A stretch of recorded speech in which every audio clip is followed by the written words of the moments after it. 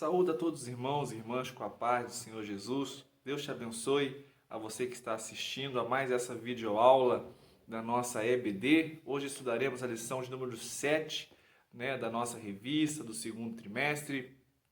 E eu quero convidar você nesse momento a baixar, a curvar sua cabeça e fazer uma rápida oração comigo. Soberano e eterno Pai, queremos te agradecer e te glorificar por esse momento. Senhor Deus, que o Senhor venha abrir com o nosso entendimento para que possamos aprender mais da Tua Palavra. Pai, é o que eu te peço e te agradeço agora em nome de Jesus. Meus irmãos e irmãs, o título da nossa lição de hoje é Confiança em Tempo de Aflição. Um tema forte, principalmente para os dias que nós estamos vivendo, dias de grandes incertezas, Mas, em meio às incertezas, nós precisamos confiar em Deus, E é disso que trata a lição de hoje, Vamos estudar o Salmo de número 56, então se você não tem aí a revista, pega a Bíblia, abra no Salmo 56, eu tenho certeza que Deus vai falar contigo nesse momento. Deus tem falado muito comigo através dessa lição.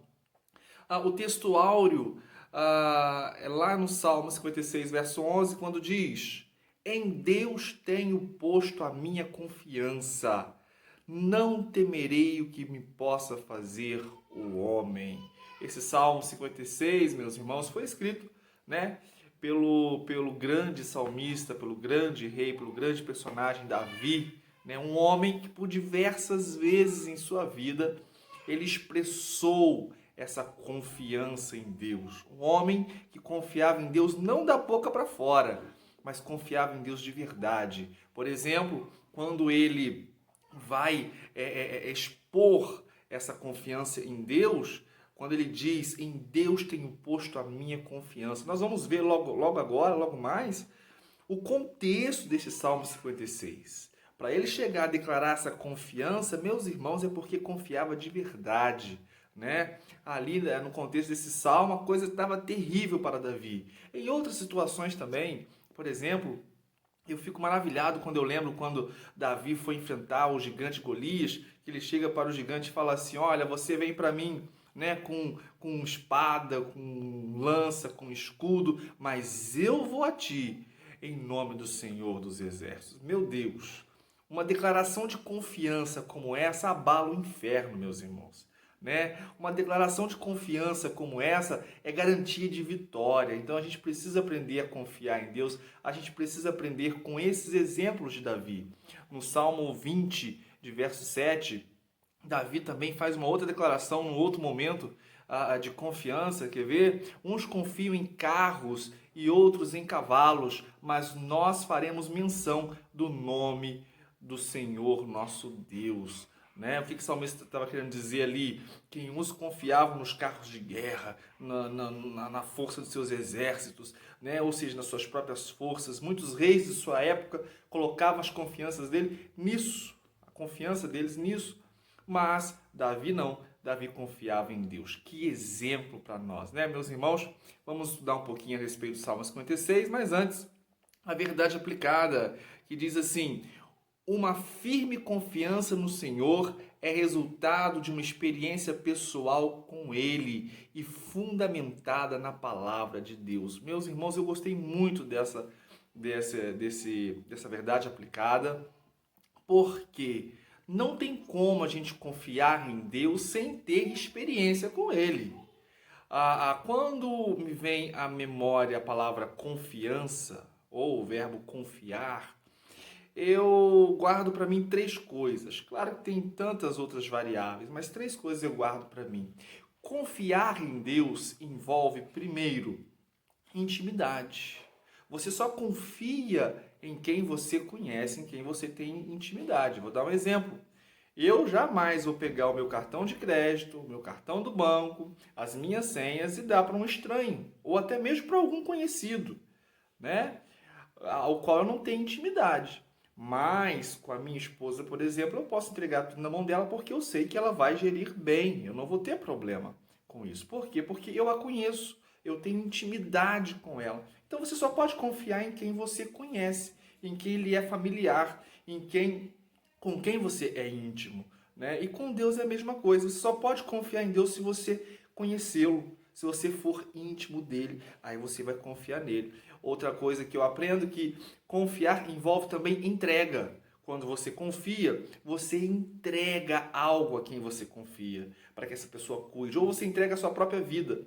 No caso, no nosso relacionamento com Deus, nós entregamos toda a nossa vida a Ele porque nós confiamos que Ele está confiando, está cuidando. E por último, confiar envolve segurança. Quando você conhece, quando você entrega a sua vida para esse Deus que você conhece, você está seguro, porque você sabe que Deus está cuidando. Então, meus irmãos, que nós possamos fazer igual está, na verdade, aplicada essa lição.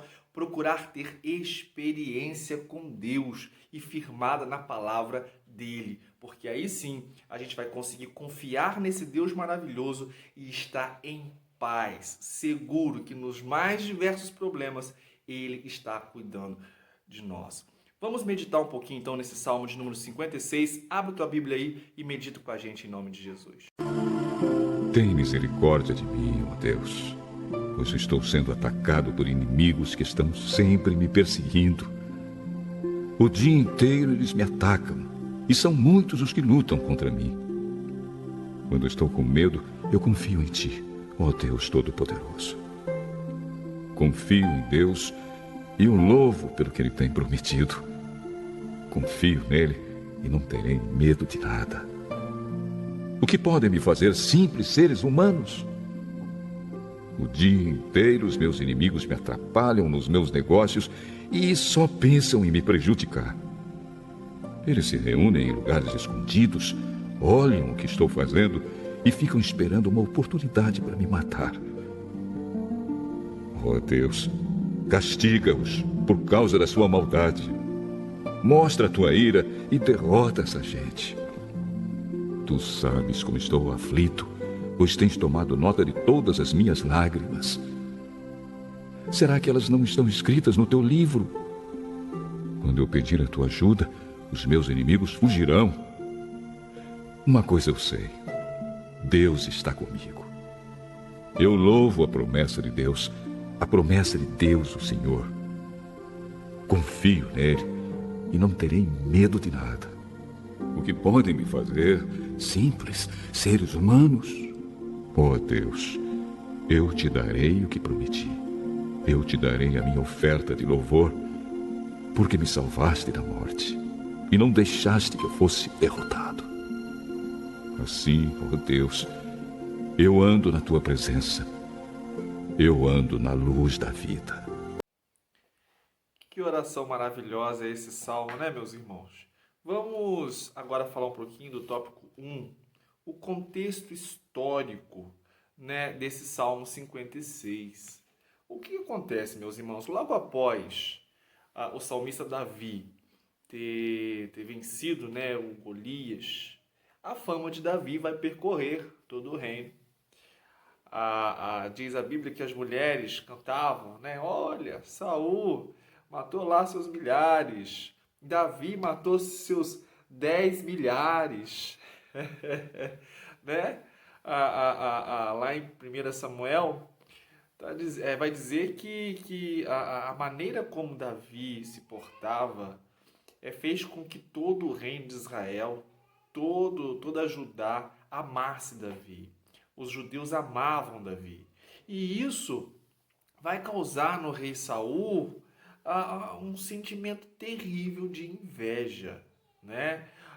Saul ali, ele começou a ficar preocupado porque você tem agora um homem que está ganhando repercussão em todo o reino, né? E ele vai ter esse receio em relação a Davi, e ele vai sentir uma profunda inveja de Davi estar se sobressaindo dessa maneira, né? Então, o que vai acontecer? A Bíblia diz que um espírito maligno vai se apoderar de Saul. E aí eu lembro, meus irmãos, aquele versículo da Bíblia que diz: não deis lugar ao diabo. A partir do momento que aquele espírito se apodera de Saul, Saul vai ser atormentado e ele vai começar a perseguir Davi sistematicamente, né? Então, quando Davi escreve essa oração, que é o Salmo 56, ele vai escrever esse salmo em plena perseguição. Davi vai sistematizar a morte, Saul vai sistematizar a morte de Davi, né? E o tópico 1.3 vai dizer o seguinte, que essa guerra promovida por Saul foi uma guerra inglória. Por que uma guerra inglória? Porque Saul ele vai reunir um exército de 3.000 homens para perseguir Davi. Davi vai conseguir ali se defender, vai conseguir reunir ali 600 homens. Davi vai ter que fugir, buscar guarida entre os inimigos de Israel. Foi uma guerra inglória. Um homem, o rei Saul, movido de um sentimento de inveja, vai começar a perseguir injustamente Davi. E aqui eu quero abrir um parênteses, irmãos, aplicando para a nossa vida espiritual. Que a gente venha tomar cuidado para a gente não agir como Saul agiu. Como assim, Davis? Lá em Hebreus 12, versículo 15, diz assim: tendo cuidado de que ninguém se prive da graça de Deus e de que nenhuma raiz de amargura brotando vos perturbe e por ela muitos se contaminem. Meus irmãos, vamos cuidar para que nós não venhamos. A gente tem que tomar muito cuidado a forma como a gente trata o outro, né? O nosso Deus é um Deus que abomina injustiça, meus irmãos. Nós não podemos ser injustos, né? Então, o que o Saul fez com Davi foi uma grande injustiça. Davi nada tinha feito para merecer toda aquela perseguição, né? Se os irmãos viram aí o Salmo 56, como que Davi estava em angústia por ser perseguido, né? Então, que a gente venha tomar cuidado, né? Que não haja no nosso coração nenhuma raiz de amargura, que não haja em nós inveja, que não haja em nós contenda, que não haja em nós fofoca, que não haja em nós falta de amor, que não haja nada que venha prejudicar o outro, né? Porque a injustiça é algo que Deus abomina. Quando a gente olha para a história de Israel, muita gente acha que a grande bronca de Deus com Israel era a questão da idolatria somente, e não. Deus ele tinha uma bronca com Israel porque o povo israelita era um povo extremamente injusto, principalmente no que tange aos mais pobres. Então, o nosso trato com o outro, que a gente possa ficar bem atento para que a gente não possa causar nenhum dano ao nosso próximo, né? Igual Saul fez. Meus irmãos, no tópico 2, a oração de Davi, né? 2.1, pedido de misericórdia. Davi, já logo no primeiro verso do Salmo 56, ele já abre o salmo, já abre a oração, clamando por misericórdia. Nesse momento que Davi está fugindo de Saul, né? Ele está cercado de inimigos por todos os lados, está em aflição. Veja bem, meus irmãos e irmãs, Davi já era um homem experimentado. Por exemplo, Davi já tinha lutado contra urso, Davi já tinha lutado contra leão, Davi já tinha tido a experiência do Golias. Mas agora Davi estava enfrentando uma outra grande provação, uma outra grande tribulação. Davi agora estava enfrentando uma perseguição que era as tribulações anteriores, nossa, não chegava nem perto do que o Davi estava sofrendo, sendo perseguido por Saul. E aí, meus irmãos e irmãs, me vem uma coisa à mente. Na nossa vida espiritual, acontece exatamente assim. As tribulações são muitas, elas não param. A Bíblia diz, né, que muitas são as aflições dos justos. Então, você passou por uma tribulação aqui, você venceu, você pode aguardar que outras virão, porque isso faz parte do processo, né, do amadurecimento da nossa fé. Você veja bem, Davi já tinha passado por grandes experiências, estava passando por uma outra terrível, que era a perseguição de Saul. Eu lembro, olha o que está escrito lá em Tiago, no capítulo 1, no verso 2 a 4, diz assim: meus irmãos, Tende grande gozo quando cairdes em várias tentações, sabendo que a prova da vossa fé opera a paciência. Tenha, porém, a paciência a sua obra perfeita, para que sejais perfeitos e completos, sem faltar coisa alguma. Presta atenção quando o Tiago fala, olha, tende grande gozo quando cairdes em várias tentações. Aí você luta, você vence uma e ufa, você descansa. Aí daqui a pouco começa a outra. Mas a outra que você vai enfrentar, a outra prova, a outra tribulação, você já tem a experiência da anterior. Quer ver? Mais um trecho da palavra de Deus que eu separei para a gente meditar. Romanos 5, 3 e 4 diz assim, o apóstolo Paulo: e não somente isso, mas também nos gloriamos nas tribulações, sabendo que a tribulação produz a paciência, e a paciência a experiência, e a experiência a esperança, né? Então, por que será que o cristão, aquele servo de Cristo, filho de Deus, ele passa por tanto problema na vida? Né? Tá aí o exemplo de Davi. Davi foi chamado, né, para ser rei. Ele foi ungido para ser rei e de repente começa a dar tudo errado na vida de Davi, aparentemente. Lembra de José também, meus irmãos? Olha, José, ele recebe um sonho. Deus lhe dá um sonho. Né? Nós conhecemos a história a partir daquele sonho, a partir daquela revelação. Tudo começa a dar aparentemente errado. Lembra de José? Foi vendido como escravo, foi para a casa de Potifar, foi preso, até ele chegar a cumprir aquilo que Deus tinha predito a José. Muita coisa ruim aconteceu com José, não é? Com o Davi estava passando pelo mesmo processo. E nós, cristãos, nós que servimos a Deus, nós também passamos pelo mesmo processo. É uma luta após a outra e nós vamos vencendo em nome de Jesus. Separei mais um trecho. Olha lá em 2 Coríntios 4,17, quando o apóstolo Paulo vai dizer o seguinte: porque a nossa leve e momentânea tribulação produz para nós um peso eterno de glória muito excelente. Meus irmãos, porque a nossa leve. Quem está dizendo isso foi um homem que sofreu naufrágios, né? Não foi um só. Foi um homem que foi açoitado pelo amor do Evangelho.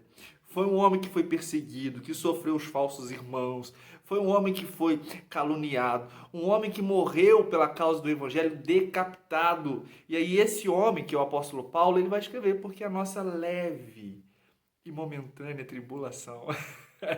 Então, meus irmãos, faz parte do processo as aflições, as tribulações, as lutas, e quando nós passarmos por ele, nós temos que passar confiando em Deus, assim como fez Davi. Davi já logo clamou por misericórdia, porque ele sabia que Deus não lhe havia abandonado. Deus não está alheio aos nossos problemas.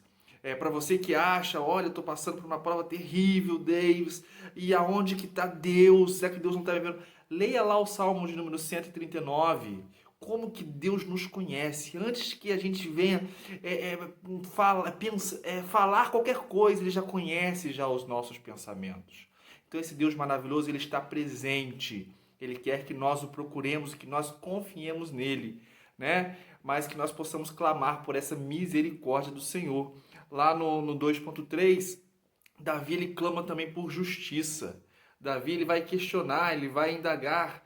Olha, Davi indaga ao Senhor se os seus inimigos escapariam. Será, pensava Davi, poxa, eu estou sendo perseguido injustamente. Será que os meus inimigos vão escapar impunemente?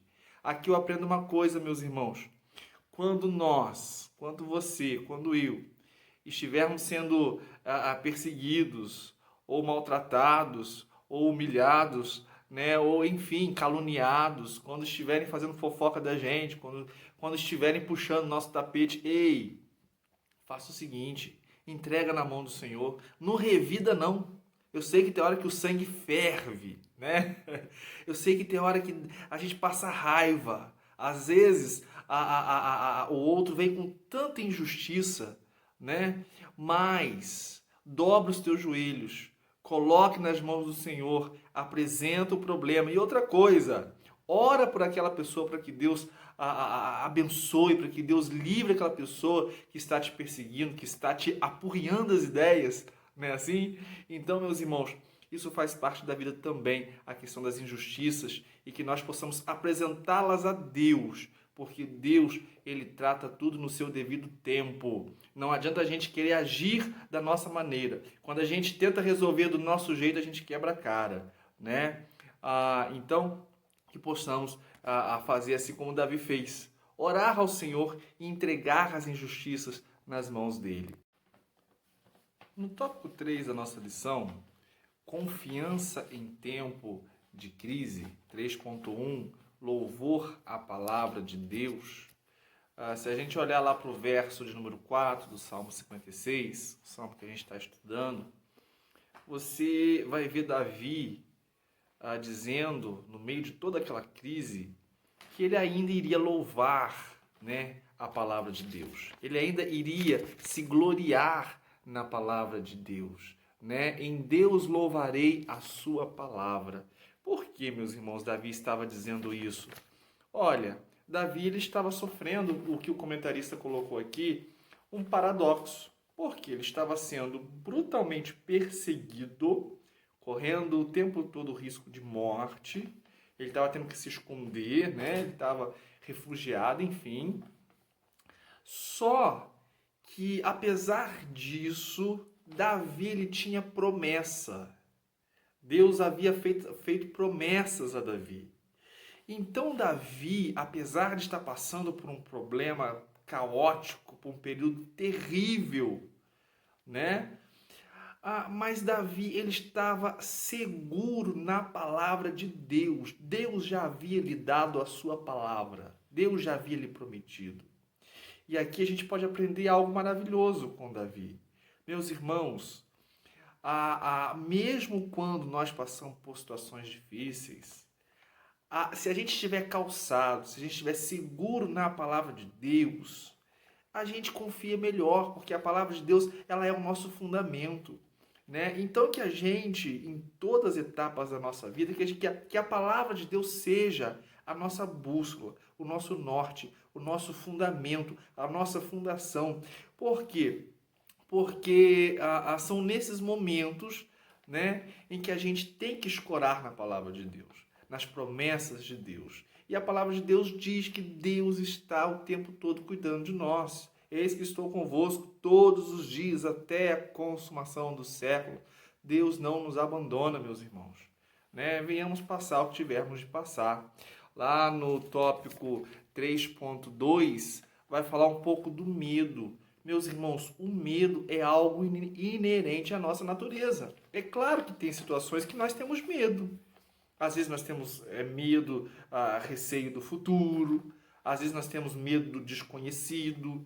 Tem situações que nos causam medo, né? Só que no caso de Davi, apesar de também ter sentido medo, tá? Ele não era um super-homem.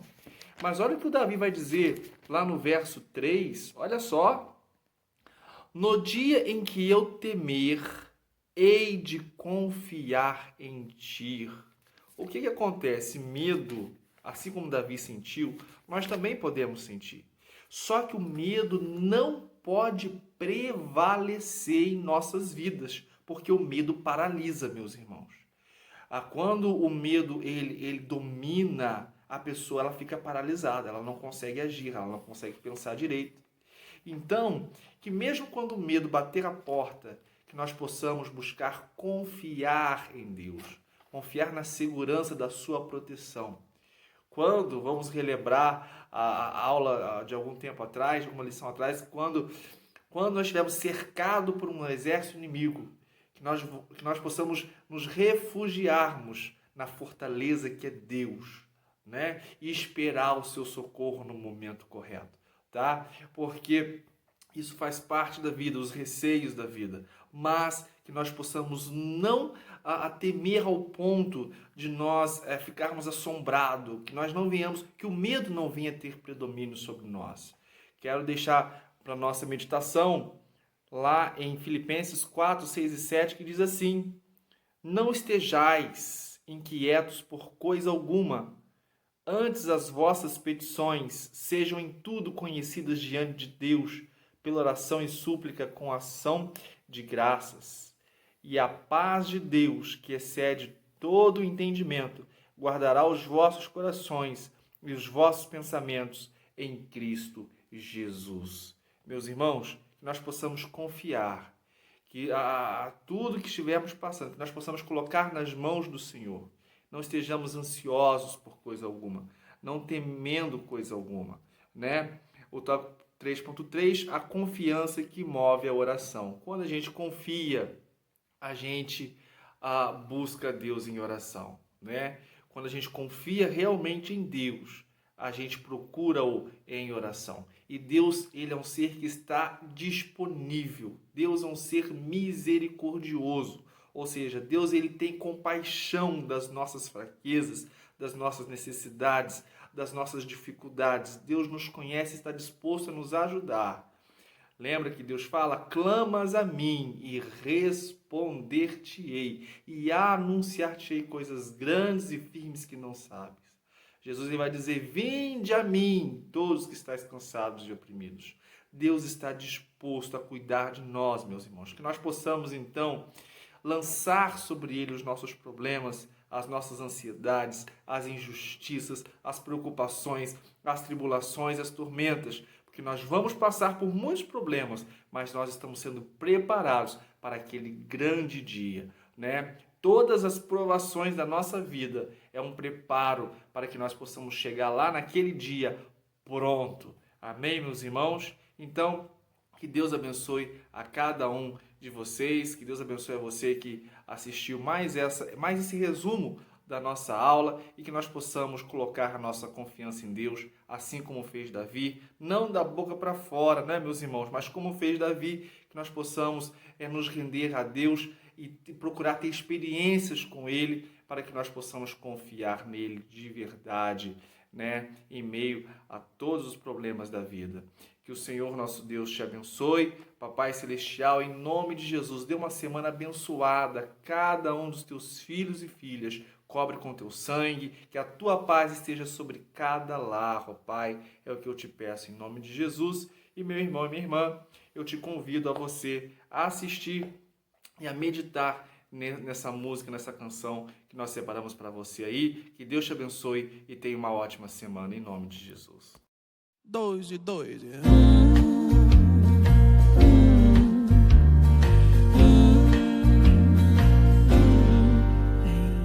aqui no meu coração, sinto às vezes como um turbilhão que me ataca e joga no chão toda a esperança que restou. E então olho em volta e me sinto só, mesmo havendo gente ao meu redor, e percebo que o lugar melhor é ficar juntinho de quem é maior.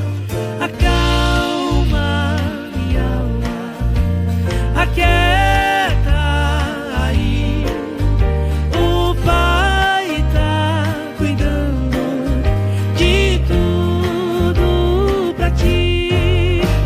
Descansa nos braços de quem te quer bem. O Pai não despreza clamor de ninguém. Sossega, entrega, espera, vai ficar tudo bem, tudo bem.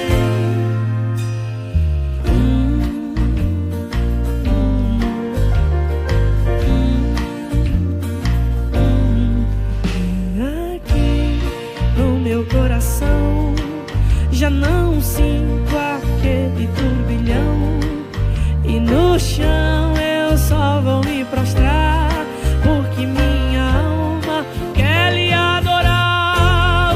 Os meus olhos olham para o céu,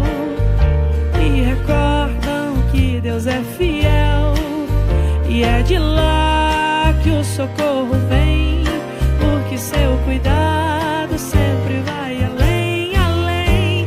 Amado da minha alma, descanso em ti, o teu refrigério é tudo pra mim.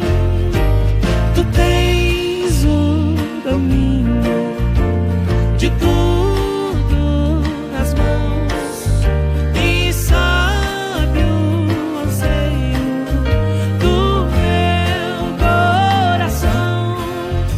Sossego, entrego, espero, vai ficar tudo bem, tudo bem. Acalma minha alma, aquece